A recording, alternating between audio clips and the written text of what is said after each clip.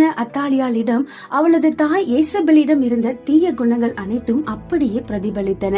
அகசியா தன் தந்தை யோராமின் மறைவுக்கு பின் யூதாவின் ராஜாவானான். பின்பு அகசியாவும் போரில் மரித்தான். தன் மகனை போரில் இழந்த அத்தாலியாள் துக்கம் கொண்டாடுவதற்கு பதிலாக தன் தகப்பனாகிய ஆகாபின் ஆளுகையில் தன் தாய் ஏசபெல் இஸ்ரவேல் தேசத்தை தன் பிடியில் வைத்திருந்தது போல இவளும் யூதா தேசத்தை ஆட்சி செய்ய விரும்பினாள்.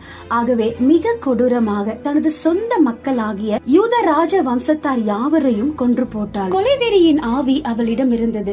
தன் சொந்த பேரப்பிள்ளைகளை கொலை செய்கிறோமே என்ற உணர்ச்சி கூட அவளிடம் காணப்படவில்லை. ராஜ பதவியின் வெறி அவளை ஆளுகை செய்தது. அத்தோடு யூத ஜனங்களை வழி தப்பி நடக்க பண்ணி யூதா தேசத்து மகாராணியாக தானே முடிசூட்டி கொண்டாள். தன் மகன் அகசியாவின் மரணத்திற்கு பின்பு அவள் 6 வருடங்கள் யூதாவை அரசாண்டாள். அவளது ஆட்சியில் மக்கள் தேவனை சேவிப்பதை விட்டுவிட்டு பாகாலை